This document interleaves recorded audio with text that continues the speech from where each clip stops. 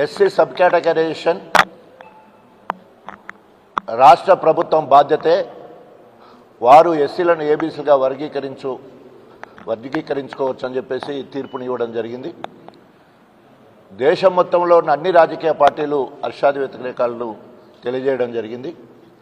దాంట్లో తెలంగాణలో ఉన్న అన్ని రాజకీయ పార్టీలు మరి మేము సైతం సబ్ కేటగరైజేషన్కు మద్దతుగా ఉన్నామని చెప్పేసి ప్రతి ఒక్కరు కూడా మాట్లాడడం జరిగింది.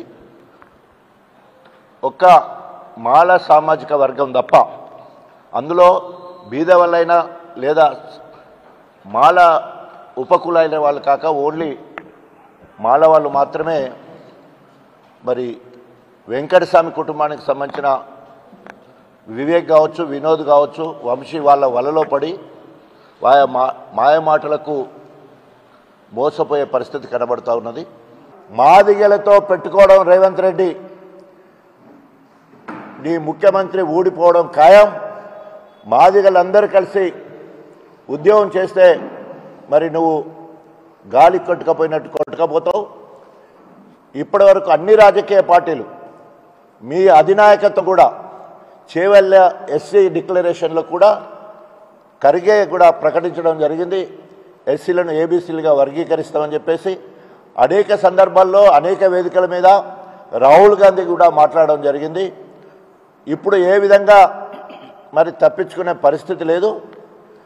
రేవంత్ రెడ్డి గారు ఒక్కవేళ కనుక ఇంకా తాత్పర్యం చేస్తే మరి రాబోయే రోజుల్లో బీఆర్ఎస్ పార్టీ నాయకత్వం ఇచ్చే పిలుపుకు మరి ప్రత్యక్షంగా ఈ కాంగ్రెస్ పార్టీ ప్రభుత్వం ఏబీసీలు వర్గీకరించే వరకు ప్రత్యక్ష పోరాటం చేస్తామని చెప్పేసి హెచ్చరిస్తూ, ఇంకా ఆలస్యం చేస్తే మాదిగలు ఊరుకోరని చెప్పేసి మరొకసారి డిమాండ్ చేస్తూ ఎస్సీలను వెంటనే ఏబీసీగా వర్గీకరిస్తూ బిల్ పెట్టాలి లేదా ఆర్డినెన్స్ తీసుకురావాలి.